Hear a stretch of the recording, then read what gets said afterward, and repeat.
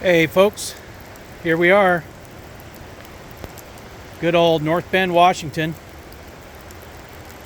This is the film site for The Return, Season 3, Episode 13, where Steven commits suicide leaning on this stump.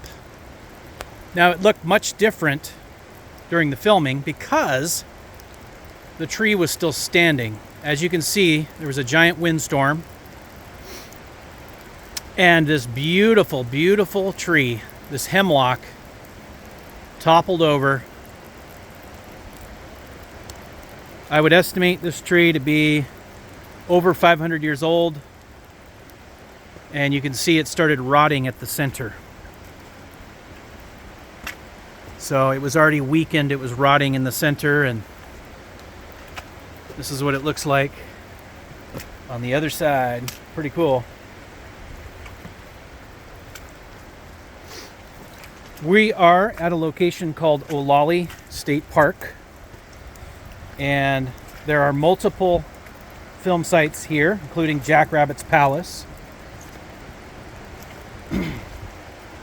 This also happens to be the film site for Train Dreams. So there's a new film that just came out called Train Dreams, and there is a well-known scene in that film, in that movie, that takes place right here. And there's loggers sitting on top of that log, and everybody's kind of eating lunch in this area, having a lunch break in that film. So there's two films, Twin Peaks: The Return, which we all consider a film, and Train Dreams that took place on this film site. So let me tell you a little bit about this section of land. We are about 38 miles east of Seattle and along the Interstate 90 corridor. And the river that's down here, that is the South Fork of the Snoqualmie River. This happens to be an old wagon road, the Snoqualmie Wagon Road. And you can see these, what they call corduroy road, just like corduroy pants or plank road. And so in the old days, before there was asphalt, before they had concrete or asphalt, people would build roads by burying cedar logs in the ground next to each other, and they would make plank roads. So this was established in the 1800s.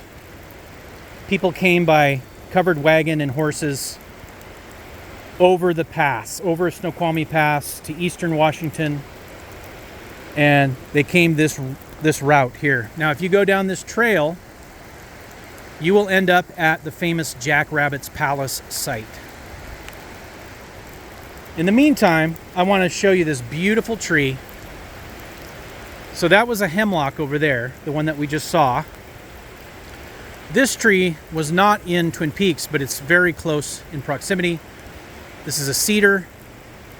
I would say this is about 700 years old.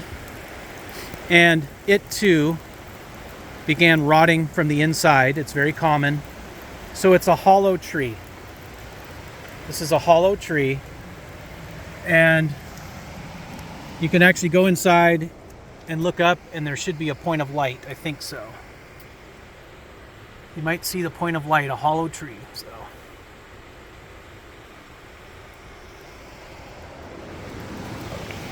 it's a very beautiful spot. This whole area is very sacred, very ancient, and besides a very rich history regarding immigrants and settlers.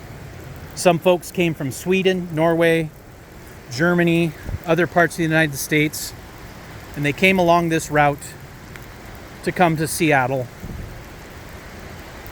And it's a very, very special pathway. It goes back to ancient times.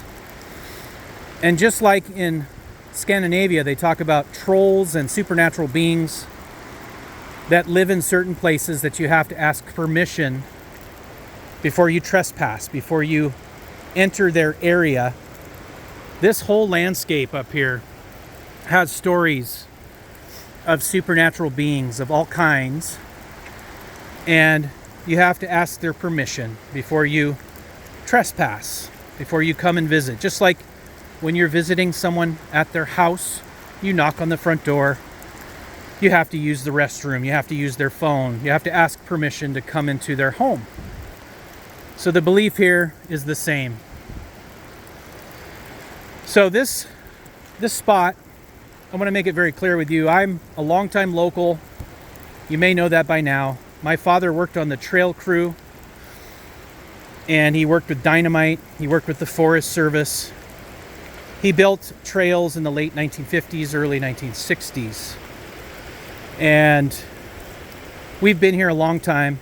He was born at the mill, the famous mill that's in the opening of Twin Peaks, Packard's Mill.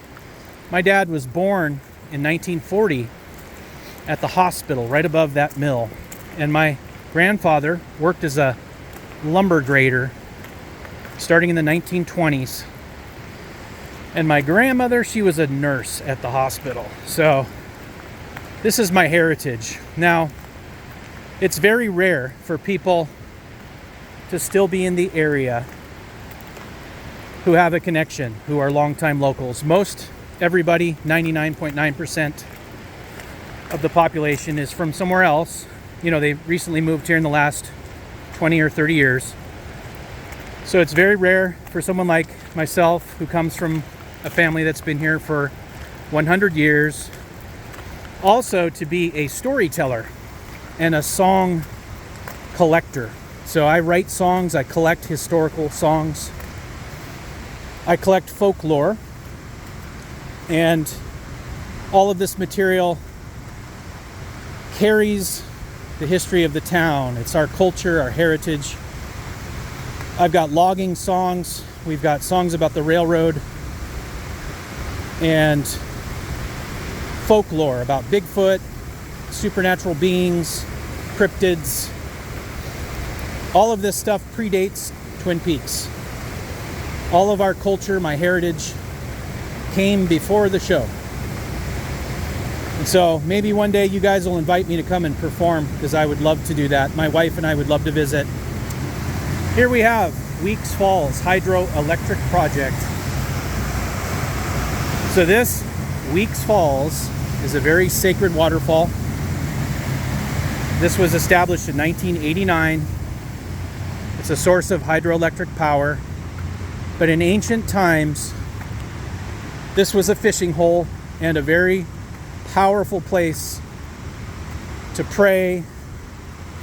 It was a place where fish, would gather. So you could easily pull fish out of the water, and a place of abundance, of protein. So if you can imagine standing on these rocks with a spear, that pool down there, the fish would come up so far, and then they wouldn't necessarily go up any further unless the water was higher. But it would be very difficult and very tedious to come up and flop their way up the top of this falls. So you can imagine someone standing out here on this rock, looking at fish, trying to get up, get up, get up. Easy pickings right there. Same in this area. In this whole pool, they might even set up a fish weir. It's basically a net that crosses the water. So we're talking 500 years ago, 1,000 years ago, this falls would have looked very much the same. This is pretty much unchanged in the last 500 years. And this is a place of great importance to local indigenous people. And there are spirits of ancestors all around here. All around here there are spirits of ancestors.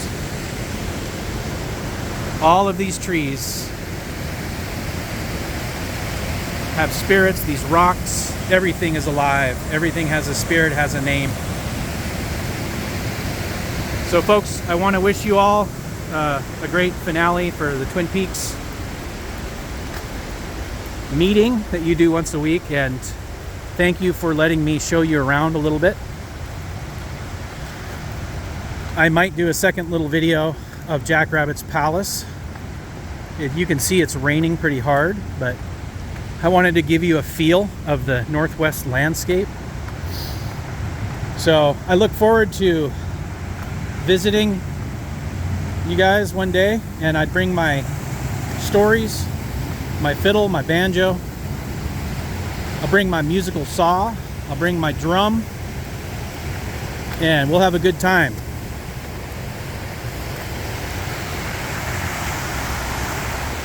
So any questions at all, please feel free to get my contact, get my wife's contact.